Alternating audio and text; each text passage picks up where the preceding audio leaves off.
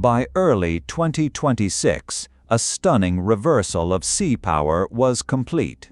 Russia's Black Sea Fleet, a force built for dominance, was in retreat, its operational doctrine shattered. It had been forced into a defensive posture, its warships largely withdrawn from Crimea to the distant port of Novorossiysk. The cause was not a rival fleet of destroyers and cruisers. It was an entirely new form of asymmetric naval warfare, executed by a nation with a minimal conventional navy. This was the work of Ukraine's drone fleet. At the heart of this campaign were domestically developed uncrewed surface vessels, or USVs. These were not simply remote-controlled boats. They were precision weapons.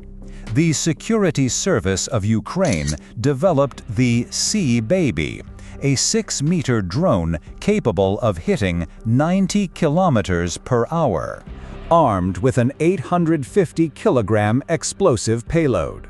Its counterpart, the MAGURA drone, was developed for the Main Directorate of Intelligence, with a stated goal of building a fleet of 100 such vessels. Ukraine began a systematic campaign of attrition.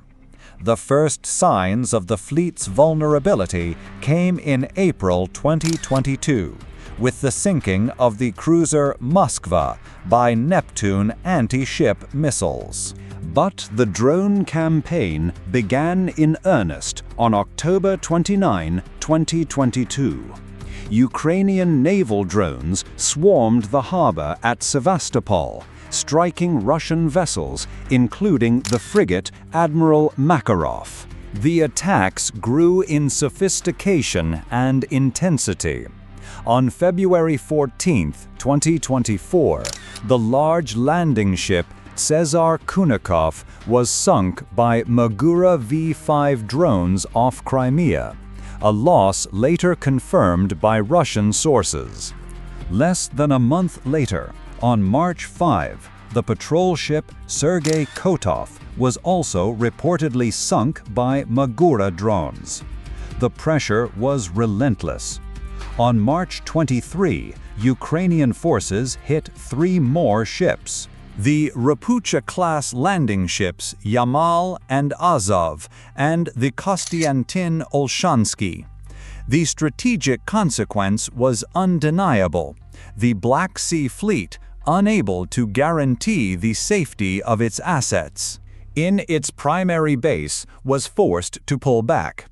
Its mission shifted from sea control to acting as a long-range missile battery from safer waters. But even there, they were not safe.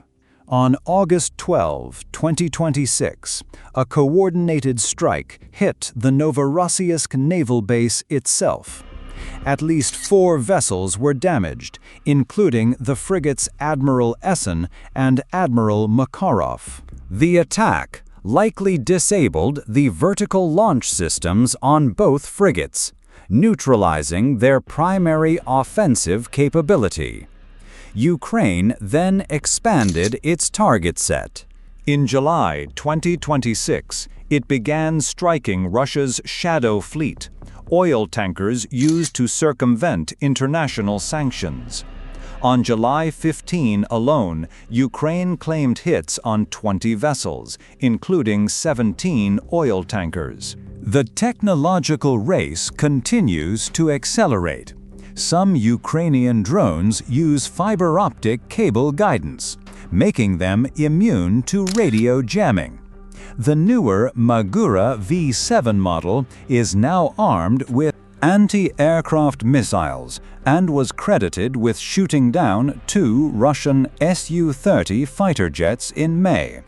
By early 2026, Ukrainian officials claimed approximately 1/3 of the entire Black Sea Fleet had been destroyed or seriously damaged. This asymmetric campaign achieved a critical strategic objective. It helped unblock a maritime corridor for civilian vessels, allowing vital grain shipments to leave Ukrainian ports.